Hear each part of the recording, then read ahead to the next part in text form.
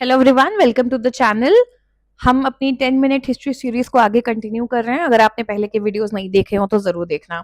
हम study for civil services का जो स्टडी मटेरियल है, एससीएस में शॉर्ट में बोल रही हूँ, स्टडी फॉर सिविल सर्विसेज, उनका जो स्टडी मटेरियल है उसमें हिस्ट्री की लिस्टिंग। नॉर्मली जब आप कोर्स ज्वाइन करते हो ना तो आपको हिस्ट्री की मिलेगी एक समरी, एक कंपाइलेशन और एक लिस्टिंग। लिस्टिंग में सिर्फ फैक्ट्स होते हैं जो आपको पीसीएस एग्जाम के लिए इंपॉर्टेंट होते हैं, या कोई भी आप कॉम्पिटेटिव एग्जाम दे रहे हो, इसमें सिर्फ और सिर्फ फैक्ट्स होते हैं। ठीक है, तो हम लिस्टिंग अभी कवर कर रहे हैं। विदाउट टाइम वेस्ट किए आगे बढ़ते हैं।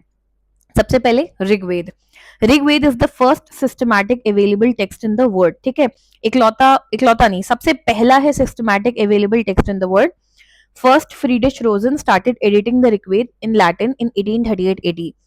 फ्रीडिश रोजन नाम है जिन्होंने एडिटिंग शुरू की थी ऋग्वेद की लैटिन में 1838 एडी में सबसे पहले। मैक्स म्यूलर कौन है? He first edited the Rigveda with Sayana bhashya, but Wilson's first translation of the entire Rigveda published in English. तो किसका पहला ट्रांसलेशन था ऋग्वेद का जो पब्लिश हुआ था? वो थे विल्सन। मैक्स म्यूलर ने एडिटेड करना शुरू किया था सयन भाष्य में, ठीक है, बट पहला पब्लिश हुआ था विल्सन का। It has a collection of mantras sung in praise of various deities. अलग अलग मंत्र हैं इसमें, अलग अलग भगवानों की प्रेज में गाए हुए। ठीक है, इट इज कंपाइल्ड बाय महर्षि कृष्ण द्वैपायन, जिनको वेद व्यास भी कहते हैं, महर्षि कृष्ण द्वैपायन। ठीक है, थोड़ा बहुत प्रोनाउंसिएशन ऊपर नीचे हो सकता है, उसके लिए सॉरी, वेद व्यास बोलते हैं हम जिन्हें। इसमें 10 मंडल और 1028 सूक्त होते हैं। 10 मंडल, ऋग्वेद जो है 10 मंडल में डिवाइडेड है, एंड 1028 सूक्ता, सूक्त जिन्हें आम भाषा में कहते हैं। ठीक है, a collection of many hymns is called as sukta. सूक्त किसे बोलते हैं? बहुत सारे हिम्स यानी भजन होते हैं एक तरीके से, उनका जो कलेक्शन होता है उसे सूक्त या सूक्ता कहा जाता है। Total number of hymns is 10,580। ठीक है, आगे बढ़ते हैं। Second and seventh Mandal is the oldest. 1 से 10 में जो सेकेंड है और जो सेवेंथ है ये सबसे पुराने वाले हैं। इनको वंश मंडल, कुल मंडल और ऋषि मंडल कहते हैं। ठीक है, द 10th मंडल सबसे रिसेंट है, जो 10वां है वो सबसे लेटेस्ट एडिशन है, वो बाद में ऐड किया गया था। वो प्रीस्ट यानी जो भी पंडित बोल सकते हो या ऋषि बोल सकते हो, जो ऋग्वेद को रिसाइट करते थे, बोलते थे, उन्हें होत्र बोला जाता था। 9th मंडल जो है वो सोम को डेडिकेटेड है। शूद्र मेंशन है 9th हिम में, ठीक है, पुरुषार सूक्त में। ठीक है, जो 10th मंडल का 9th हिम है। 10th मंडल लेटेस्ट है, ये याद रखो, रिसेंट, सबसे रिसेंट यही ऐड हुआ था। ठीक है, इसका जो 9th हिम है, 9th जो भजन कह सकते हो, पुरुष सूक्त में, उसमें शूद्र के बारे में बात हुई है। Many similarities have been found in Rigved and Iranian text Zinda Avesta. जिंदा अवस्था उनका जो अपना धार्मिक टेक्स्ट है उसमें और ऋग्वेद में बहुत सारी सिमिलरिटीज पाई गई थी। ठीक है, Saraswati was the most secret river of Rigveda. It has been called नदी तमा, नादिया तमा। तो बेसिकली सरस्वती नदी जो आज बोलते हैं सूख गई है, वो सबसे सीक्रेट रिवर मानी जाती थी ऋग्वेद में, जिसका एक नाम नादिया तमा या नादीतम भी बोला जाता है। The word Yamuna is mentioned in Rigveda 3 times and the word Ganga 1 time, और ये भी 10th मंडल में ही हुआ है जो लेटेस्ट है। ठीक है, in Rigveda there is a predominance of male deities, ज्यादातर पुरुष भगवान है, मेल डेटीज ज्यादा है। Indra description is most to 250 time. Indra भगवान जो है, जिनको माना जाता है ना, जो बारिश के देवता और माने जाते हैं वो सब, स्वर्ग के राजा, उनका डिस्क्रिप्शन सबसे ज्यादा है 250 टाइम्स। अस्तो मा सदगमय कहाँ सुना है? कमेंट सेक्शन में बताना। ठीक है, इज टेकन फ्रॉम बृहद्रंक उपनिषद। ठीक है, ये ऋग्वेद का ही पार्ट है, बृहदरंक। आपको बताया था ना मैंने कि एक वेद के देखो 4 पार्ट होते हैं, संहिता, ब्राह्मण, ब्राह्मण जिसे बोल देते हैं, अर्यंक या फिर उपनिषद। तो यहाँ पे देखो यही लिखा है, अस्तो मा सदगमय कहाँ से लिया है? बृहद्रंक उपनिषद से। ठीक है, वर्ण टर्म कहाँ पे फर्स्ट टाइम मेंशन होता है? ऋग्वेद में। फर्स्ट एंड 10th मंडल जो है ऋग्वेद के, वो रिलेटिवली बड़े भी हैं। ठीक है, और लेटर एडिशन भी वही है। Hymns of 7th mandal are considered to be the oldest. Second और 7th ओल्डेस्ट है, तो जो हिम जो है जो 7th मंडल में मेंशन्ड है, वो सबसे पुराने माने जाते हैं। ठीक है, आगे बढ़ने से पहले let me just tell you, study for civil services के कोर्सेज हैं अगर आप यूपीपीसीएस प्रीलिम्स की तैयारी कर रहे हो। फाउंडेशन का लेटेस्ट बैच 26 जुलाई से स्टार्ट हुआ है। ऑफिशियल सिलेबस लेटेस्ट पैटर्न और लेटेस्ट ट्रेंड के हिसाब से सिलेक्शन की तैयारी होगी। Recorded classes, doubt clearance, daily practice, exam oriented test series, selection material, सब कुछ मिलेगा। एग्जाम की डेट तक सब वैलिड रहेगा आपके पास। ठीक है, हर एक चीज मिलेगी, इससे प्री में सिलेक्शन बहुत आराम से लिया जा सकता है। स्टडी फॉर सिविल सर्विसेज के कंटेंट से आराम से 130 से 135 सवाल फंसते हैं प्रीलिम्स में, अगर कोई सीरियसली पढ़ाई करे तो। कौन से बैचेस हैं जल्दी से देख लेते हैं। पहला है full paid group with doubt clearance, इसकी फीस 9,000 है।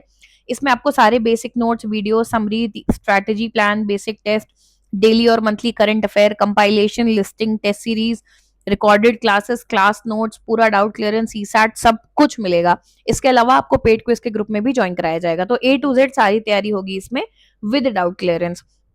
अगर आपको विदाउट डाउट क्लियरेंस चाहिए तो इसकी फीस 6,500 है। अगर आपको सिर्फ स्टडी मटेरियल चाहिए यानी no doubt clearance, no test series and no CSAT, उस केस में फीस है 4,000। अगर आपको विद करंट अफेयर्स चाहिए, क्या कहते हैं, सी टेस्ट सीरीज और करंट अफेयर्स चाहिए तो 5,000। अगर आपको सिर्फ करंट अफेयर चाहिए तो 2,000। और अगर आपको सिर्फ पेड क्विज ही ज्वाइन करनी हो तो भी आप 1,200 रुपए देके वो कर सकते हैं। इन दिए गए नंबर्स पे कॉल करिए। नंबर है 8564880530, 7523864455, 9696066089। ये ज्ञान सर का नंबर है। आप इन पे दिए नंबरों पे कांटेक्ट कर सकते हैं। सारी डिटेल भी दी है। कांटेक्ट कीजिए, अपने हिसाब से ग्रुप ज्वाइन कीजिए और अपनी तैयारी भी शुरू कीजिए। 6 दिसंबर को पेपर है, बहुत टाइम नहीं बचा है। चलो आगे बढ़ते हैं, सामवेद की बात करते हैं। Based on the information of ancient text there were 1000 branches of Samaveda, but today only 3-4 branches are available. Ancient text के हिसाब से सामवेद में कम से कम 1000 से ज्यादा ब्रांचेस थी, आज की डेट में सिर्फ 3-4 पता है हमें। इनमें से गौतम ब्रांच सबसे फेमस है। सामवेद की जो संहिता है उसके 2 पार्ट्स हैं, पूर्वार्चिक और उत्तरार्चिक। ठीक है, सामवेद को कंसिडर किया जाता है the basic text of Indian music. Okay, तो सामवेद का ना म्यूजिक से बहुत लेना देना है, ये बात याद रखना। Samved's prima facie or Adya Acharya was Gemini, while Sukarma expanded the Samved over a period of time. तो मेन आद्य आचार्य कौन थे? जेमिनाई, जेमिनी असल में होगा, जेमिनाई इंग्लिश में लिखते हैं, जेमिनी, ऋषि जेमिनी। और सुकर्म ने ओवर टाइम उसे एक्सपैंड किया था।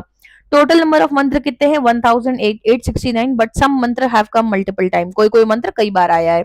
अगर उसको एक्सक्लूड कर दें तो टोटल नंबर ऑफ मंत्र है 1549।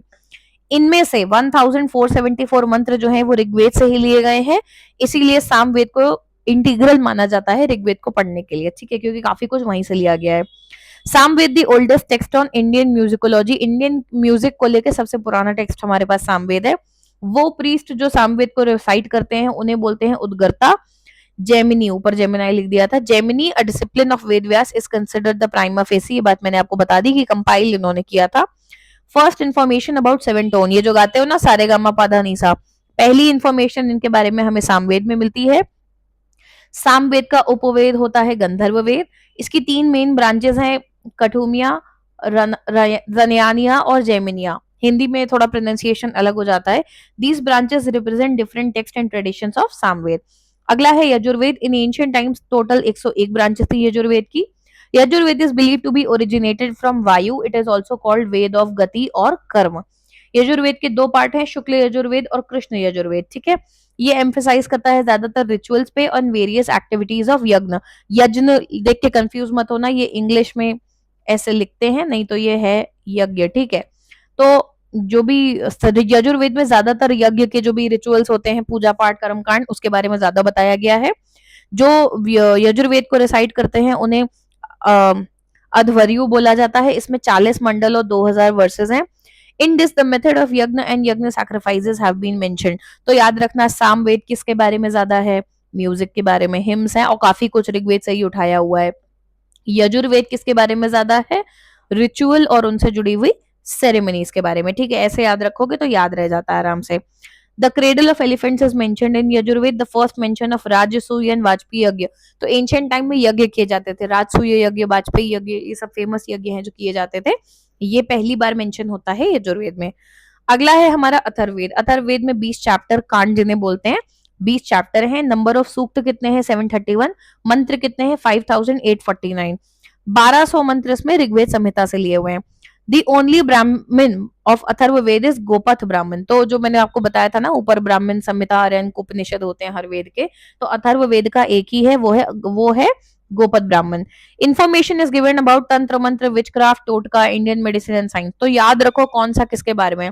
अथर्ववेद किसके बारे में? तंत्र मंत्र के बारे में। विचक्राफ्ट यानी ये सब आपका काइंड ऑफ जो भी टोटके, तंत्र मंत्र, इसी विद्याओं से जुड़ा हुआ है। इंडियन मेडिसिन एंड साइंस, इसके मेनली 2 ब्रांच हैं, शौनक और पिपलाड करके बोलते हैं। ठीक है, it has valuable knowledge of वास्तुशास्त्र।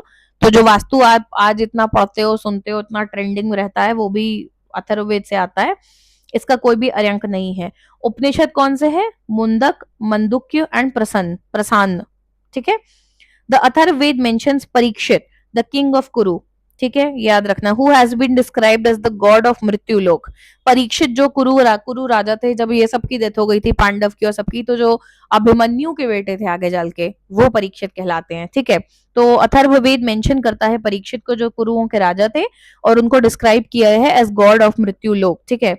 जो प्रीस्ट अथर्ववेद के मंत्र चैंट करते हैं उन्हें ब्रह्म बोला जाता है। अथर्ववेद में सभा और समिति के बारे में बात किया है, जो प्रजापति की दो बेटियां मानी जाती हैं।